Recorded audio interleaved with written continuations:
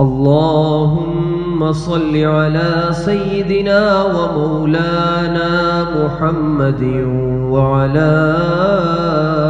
آل سيدنا ومولانا محمد وبارك وسلم وصل عليه۔ قابل احترام میرے معزز بزرگوں، بھائیوں اور دوستوں،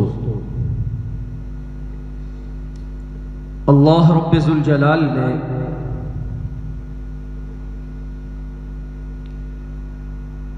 ہم انسانوں پر یہ بے انتہا کرم اور احسان فرمایا کہ ہماری زندگی کے جتنے گناہ ہیں، جتنی برائیاں اور سیاکاریاں ہیں، انہیں معاف کروانے، ان کی بخشش اور مغفرت کروانے کے لیے رمضان المبارک کا مہینہ عطا کیا، اور یہ اتنا بابرکت اور اللہ رب العزت کے ہاں اتنا محترم مہینہ ہے کہ اللہ سبحانہ و تعالی اس مبارک مہینہ کے شروع ہوتے ہی شیاطین کو جکڑ دیتے ہیں، جنت کو آراستہ پیراستہ فرما کر اس کے سارے دروازوں کو کھول دیا جاتا ہے، بلکہ ایک خصوصی VIP دروازہ صرف روزہ داروں کے لیے باب الریان کے نام سے مخصوص کر دیا جاتا ہے، اور جس کے بارے میں سرور دو عالم صلی اللہ علیہ وآلہ وسلم نے فرمایا کہ صرف روزہ دار اس دروازے سے جنت میں داخل ہوں گے، اور جب روزہ دار اس دروازے سے داخل ہو جائیں گے تو اس دروازے کو بند کر دیا جائے گا کہ اور کوئی اس سے داخل نہیں ہو سکے۔ تو یہ روزہ داروں کا پروٹوکول ہے، ان کا اللہ رب العزت کے ہاں اعزاز ہے۔ روزہ اللہ نے کیوں فرض کیا؟ لعلکم تتقون، تاکہ تم متقی اور پرہیزگار بن جاؤ۔ اللہ رب العزت نے متقی اور پرہیزگار بننے کے لیے سب سے پہلے اللہ رب العزت کی توحید، اس کی الوہیت اور اللہ رب العزت پر ایمان لانا، یہ پہلی سیڑھی اور پہلا زینہ قرار دیا، اور اللہ تعالی نے ایمانیات کے مضبوط ہونے کے بعد متقی بننے کے لیے، اس کے ہاں مقبول ہونے کے لیے دوسرا زینہ جو بتایا وہ معاملات کے اندر حسن اور معاملات کے اندر بہتری۔ گزشتہ چند ایام سے ہم اسی پر بات کر رہے ہیں کہ جسے اللہ تعالی نے ایمان کے بعد عبادات سے بھی مقدم رکھا، اور ہمارا بڑا المیہ ہے من حیث القوم کہ ہم لوگ عبادات کے اندر تو کسی قدر زور رکھتے ہیں، اچھی بات ہے، لیکن ہمارے معاملات جو ایک مسلمان کے ہونے چاہیے، بلکہ جو شریعت اسلامیہ نے ایک مسلمان کے اوصاف اور اس کی خوبی بتائے ہیں، اس سے ہم کوسوں دور ہیں، اور یہ ہمارے اسلام کو اور ہمارے ایمان کو کمزور کرنے والی چیز ہے۔ تو اللہ تعالی نے ایمان مضبوط کرنے کے بعد معاملات کو اسی لیے بیان فرمایا، اور اسی لیے یہ فرمایا کہ متقی بننے کے لیے دوسری سیڑھی اور زینہ وہ معاملات کا اچھا کرنا ہے۔ معاملات کہتے ہیں باہم ایک دوسرے کے ساتھ برتاؤ کرنا۔ گزشتہ ایک دو دنوں سے ہم نے جو اولاد کا والدین کے لیے سلوک ہونا چاہیے اور والدین کے لیے اولاد پر کیا حقوق ہیں ان پر کچھ بات فرمائی۔ اللہ رب العزت ہمیں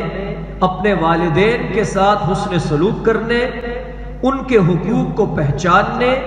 اور ان کا ادب و احترام کرنے کی توفیق عطا فرمائے۔ اسی طرح جیسے اولاد پر والدین کے حقوق ہیں، بعین ہی اللہ تعالی نے مسلم والدین کے لیے بھی اولاد کے حقوق رکھے کہ اولاد کے لیے والدین پر کیا حقوق ہیں۔ تو والدین پر اولاد کے لیے اللہ تعالی نے جو حقوق اتارے ہیں، اور ایک مسلمان باپ کو اور ایک مسلمان ماں کو اس بات کا خیال کرنا چاہیے کہ اللہ رب العزت نے قرآن مجید میں اولاد کے لیے کیا فرمایا؟ یا ایھا الذین آمنوا قوا انفسکم واہلیکم نارا۔ اللہ تعالی ارشاد فرماتے ہیں سورۃ التحریم میں کہ اے ایمان والو، اپنے آپ کو بھی واہلیکم اور اپنی آل اولاد کو بھی جہنم کی آگ سے بچاؤ، اس کے لیے کوشش کرو۔ وقودها الناس والحجارہ، وہ جہنم کی خوفناک آگ کہ جس کا ایندھن لکڑیاں نہیں بلکہ معاذ اللہ جس کا ایندھن انسان اور پتھر ہوں گے، اور اس پر مزید علیہا ملائکۃ غلاظ شداد، اس آگ پر ایسے تند خو اور ایسے سخت گیر فرشتے اللہ تعالی کی طرف سے مامور ہوں گے، لا یعصون اللہ ما امرہم ویفعلون ما یؤمرون، جو اللہ تعالی کے حکم کی نافرمانی نہیں کرتے، جو اللہ انہیں حکم دیتے ہیں اس کو بجا لاتے ہیں۔ تو اس آیت مبارکہ کی روشنی میں والدین پر بھی اولاد کے لیے بہت سارے حقوق شریعت نے مقرر فرمائے ہیں، جن میں سے سب سے پہلا حق یہ ہے کہ جب بھی کسی کے ہاں اولاد کی ولادت ہو، بیٹا یا بیٹی پیدا ہو، تو شریعت مطہرہ نے ہمیں سب سے پہلا کام جو کرنے کو کہا ہے وہ یہ ہے کہ اس اولاد کے دائیں اور بائیں کان میں آذان اور اقامت کہی جائے کہ جو آپ کا بیٹا یا بیٹی اس دنیا میں آئے ہیں تو سب سے پہلے وہ جو چیز سنے وہ اللہ رب العزت کی بڑائی ہو۔ تو اس کے دائیں کان میں اللہ اکبر کے ساتھ آذان کہی جائے اور اس کے بائیں کان میں اللہ اکبر کے ساتھ تکبیر کہی جائے۔ یہ سب سے پہلا حق ہے، بلکہ یہاں تک کہا گیا کہ جہاں بچے کی ولادت ہو تو وہاں دائیوں اور خدمت گزاروں کو یہ کہہ دیا جائے کہ اور الفاظ پہلے استعمال نہ کرے جب تک کہ اس بچے کے کان میں اللہ کی بڑائی کے الفاظ نہ سنا دیے جائیں۔ اور اس کے بعد آپ علیہ الصلاۃ والسلام نے ارشاد فرمایا کہ بچے کو تحنیک کرو۔ تحنیک کرنا مسنون ہے، اور تحنیک کہتے ہیں گھٹی دینے کو، کہ جب بچہ پیدا ہو جائے تو شہد یا کھجور کی گھٹی بنائے اور وہ اس کے تالو پر چٹا دی جائے کہ یہ ایک نیک فعل ہے کہ اللہ رب العزت اس بچے کی عادات اور اس کا مزاج اسی طرح میٹھا فرمائے۔ آپ علیہ الصلاۃ والسلام نے بھی حضرت حسنین کریمین رضوان اللہ تعالی علیہم اجمعین کو اپنے مبارک لعاب دہن کی گھٹی دی تھی، اور اس کے بعد نبی علیہ الصلاۃ والسلام نے فرمایا کہ جب تمہاری اولاد بیٹا یا بیٹی 7 دن کا ہو جائے تو اب تم نے چند کام کرنے ہیں، جن میں سے سب سے پہلا کام یہ ہے کہ جو اس کے سر کے بال ہیں انہیں مونڈ دیا جائے، اور اگر آپ استطاعت اور توفیق رکھتے ہیں تو چاندی کے برابر ان بالوں کو صدقہ کر دیا جائے، کہ جتنے وہ بالوں کا وزن ہو اتنی چاندی وزن میں تولی جائے اور وہ اللہ کے راستے میں صدقہ کر دی جائے، اور ان بالوں کو کسی جگہ دبا دیا جائے۔ نبی علیہ الصلاۃ والسلام نے فرمایا کہ اس کے بعد اس بچے کا نام تجویز کیا جائے، اور یہ ارشاد فرمایا کہ اپنے بچوں کے نام تسموا باسماء الانبیاء، کوشش کرو کہ انبیاء کے ناموں پر اپنے بچوں کے نام رکھو، اور یہ بھی ارشاد فرمایا کہ نعم الاسم عبداللہ و عبد الرحمن، کہ بہترین نام عبداللہ ہے اور عبد الرحمن ہے۔ اور ایک جگہ آپ علیہ الصلاۃ والسلام نے یہ بات بھی ارشاد فرمائی کہ اچھے ناموں میں سے حمام ہے، حارث ہے، حمزہ ہے، اور نبی علیہ السلام نے یہ بھی فرمایا کہ ایسے نام کہ جن کا کوئی معنی اور مطلب اچھا نہ ہو بلکہ وہ مہمل اور بے فائدہ قسم کے الفاظ ہوں تو وہ اپنے بچوں کے نام مت رکھا کریں۔ اور اس میں ہمیں ساتھ ساتھ یہ بھی دیکھنا چاہیے کہ ایسے نام جو دین دشمن لوگوں کے نام ہیں یا ایسے نام جو آقا علیہ السلام کے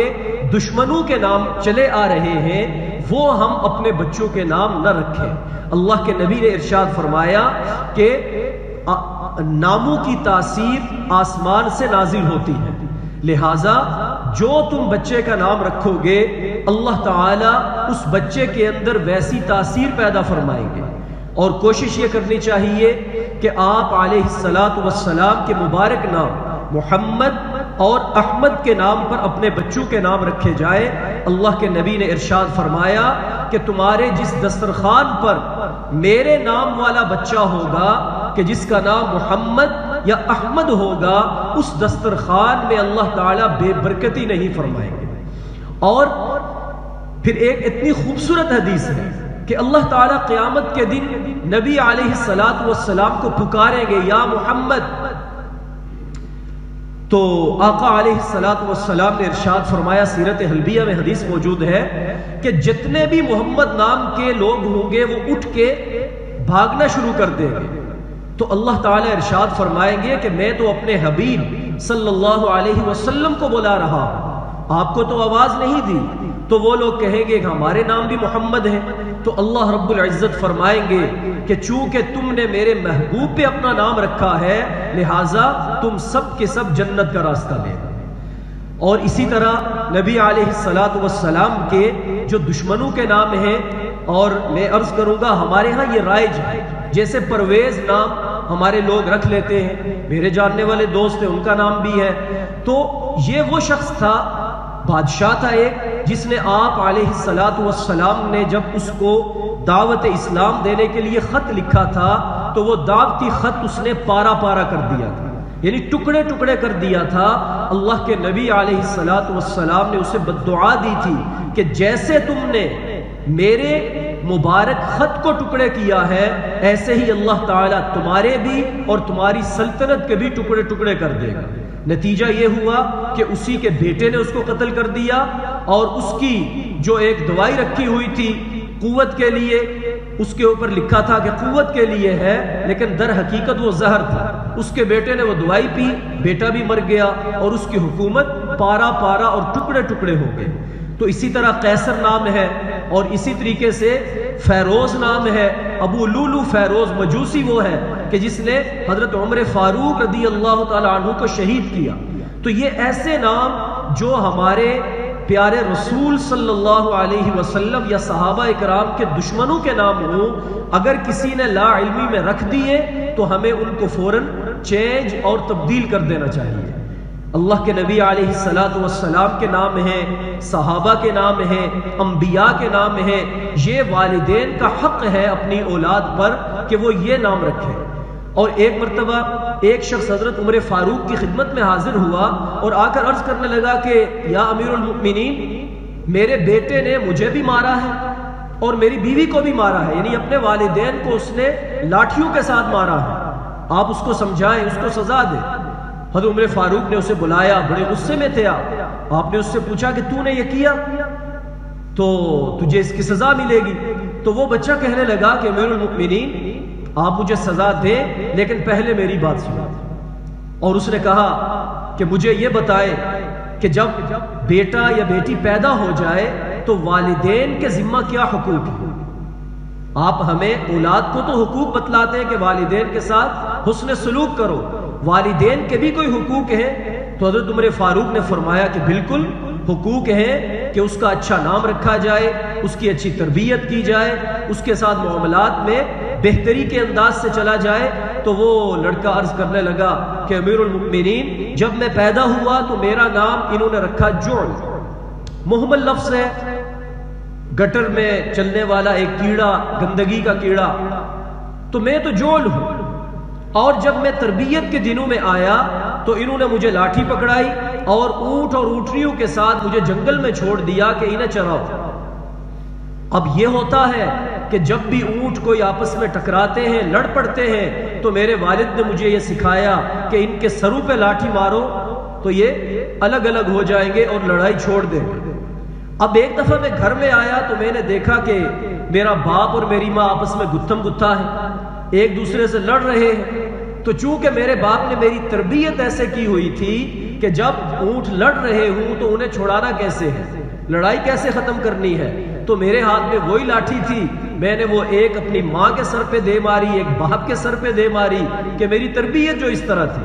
تو حضرت عمر فاروق نے اس سے کہا کہ تو بالکل صحیح کہہ رہا ہے کہ تمہاری تربیت تمہارے والدین کے ذمہ ہے۔ تو اس لیے میرے بھائیوں، ہم یہ کوشش کریں کہ سب سے پہلے بچوں کا نام اسلامی نام تجویز کریں۔ یہ ہمارے ہاں ایک لت پڑی ہے اور یہ انسان کی فطرت بھی ہے کہ ہم چاہتے ہیں کہ جدید سے جدید ایسا نام ہو کہ جو آج سے پہلے کسی نے رکھا ہی نہ ہو۔ خصوصاً ہماری عورتوں کے اندر یہ بات بڑی، چاہے اس نام کا کوئی معنی، کوئی مفہوم، الٹا سیدھا جو بھی بن رہا ہو، ہم اس طرف توجہ نہیں کرتے، جبکہ اللہ کے نبی علیہ الصلاۃ والسلام کا فرمان یہ نہیں ہے۔ آپ نے انبیاء کے نام پر، آپ نے اچھے مطلب والے نام کا ہمیں حکم دیا ہے اور یہ والدین کا حق ہے۔ اسی طریقہ سے آپ علیہ الصلاۃ والسلام نے فرمایا کہ پھر 7ویں دن نام رکھنے کے بعد اس بچے کا عقیقہ کرو۔ عقیقہ کیا ہے کہ ایک اگر بیٹا ہے تو اس کی طرف سے 2 مینڈے، اور اگر بیٹی ہے تو 1 مینڈا اللہ رب العزت کے راستے میں ذبح کرو اور اسے صدقہ کرو کہ یہ اس بچے کے اوپر آنے والی بلاؤں اور وباؤں کو دور کر دے گا۔ اور اس کے بعد اگر بچے کی صحت اچھی ہے تو اس کا ختنہ کرنا بھی والدین کے ذمہ ہے۔ ہاں، بلوغت تک اس کو آپ مؤخر کر سکتے ہیں، لیکن چونکہ بلوغت کے بعد سطر کا ڈھانپنا یہ واجب ہوتا ہے اور سطر کو نہیں دیکھنا چاہیے، تو ختنہ کرنے کے لیے سطر ظاہری بات ہے اس کا دیکھنا پڑے گا، تو اس لیے بلوغت سے پہلے پہلے یہ کام ہو جانا چاہیے، اور اگر 7ویں دن ہو جائے تو یہ زیادہ مناسب ہے۔ جب بچہ 7 سال کا ہو جائے، آقا علیہ الصلاۃ والسلام نے فرمایا کہ اس بچے کو مروا اولادکم بالصلاۃ وہم ابناء 7 سنین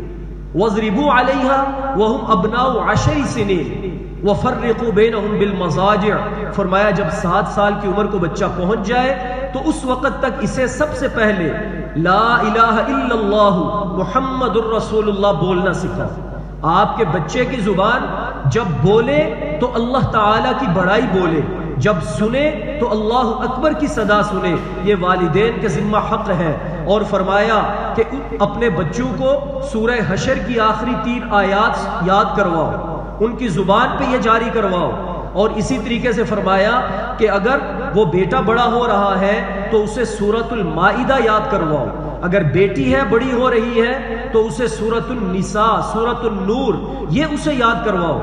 آپ علیہ الصلاۃ والسلام نے فرمایا کہ جب وہ 7 سال کا ہو جائے تو اپنی اولاد کو انگلی سے پکڑ کر مسجد نماز کے لیے لے جاؤ، اور اگر وہ 10 سال کا ہو جائے اور نماز پر نہیں آ رہا، وَاضْرِبُوا عَلَيْهَا، فرمایا کہ پھر اس کو مار کے نماز کی طرف لگاؤ، اور فرمایا کہ کوڑا دیوار پر لٹکا کر رکھو تاکہ اولاد کی تربیت اچھی ہو اور اس کے خد و خال اور عادات بگڑ نہ جائیں۔ تو شریعت اسلامیہ نے دین پر چلانے کے لیے، اچھی تربیت کے لیے سختی کرنے کا بھی حکم دیا ہے۔ اسی طرح آپ علیہ الصلاۃ والسلام نے یہ بھی فرمایا کہ اپنی اولادوں کو کتابت سکھاؤ، جب بچہ 7 سال سے زیادہ ہو جائے تو اس کو لکھنا سکھاؤ، اس کو پڑھنا سکھاؤ، اور ساتھ میں یہ بھی فرمایا کہ اس کی جسمانی فٹنس رکھنے کے لیے، جسمانی تربیت کے لیے، آج ہماری توجہ اس طرف نہیں، لیکن ہمارے نبی نے بڑی خصوصیت کے ساتھ ہمیں 2 کھیل بتائے کہ جن کا سیکھنا والدین پر ضروری ہے کہ اپنے بچوں کو اس کی تربیت دیں۔ سنت طریقہ ہے 2 چیزیں، ایک آپ علیہ الصلاۃ والسلام نے فرمایا علیہ الصباح، اپنے بچوں کو تیراکی سکھاؤ خصوصیت کے ساتھ۔ دوسری بات فرمائی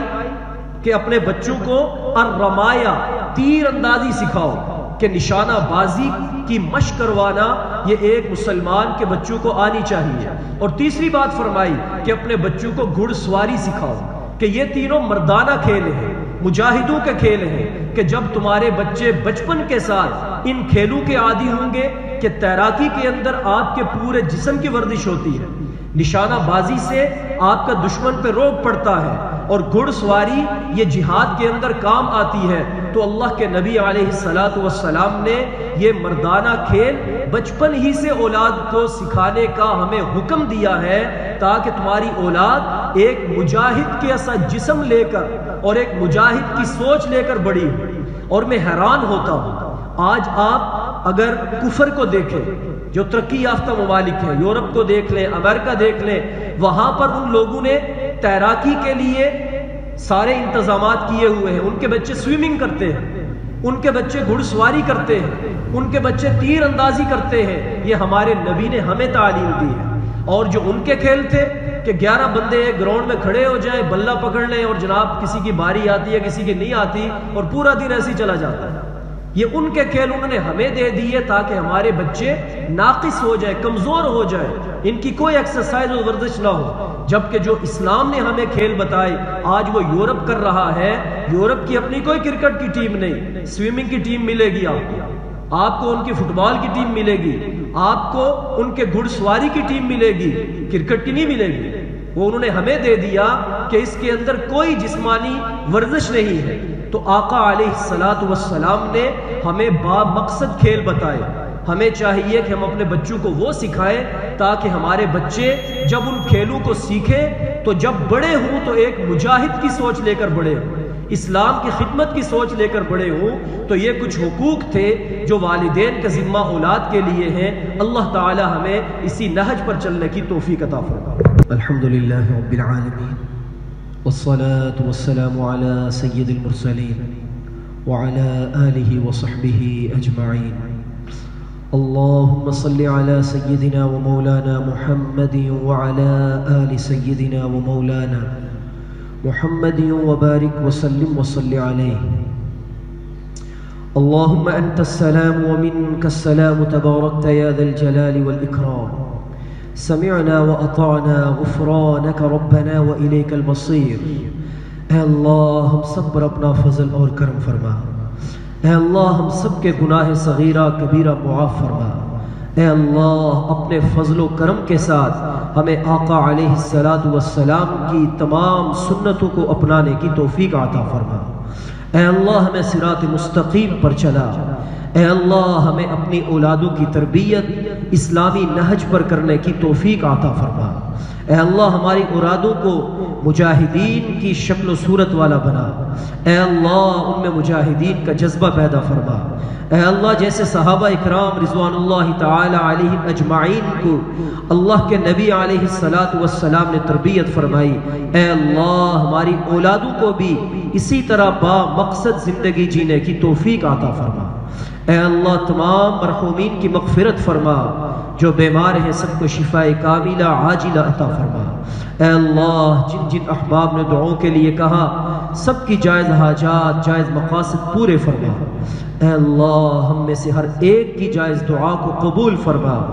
اللہم اجعل آخر کلامنا لا الہ الا اللہ محمد رسول اللہ صلی اللہ تعالی علی خیر خلقہ محمد وعلی آلہ وصحبہ اجمعین برحمتک یا ارحم الراحمین۔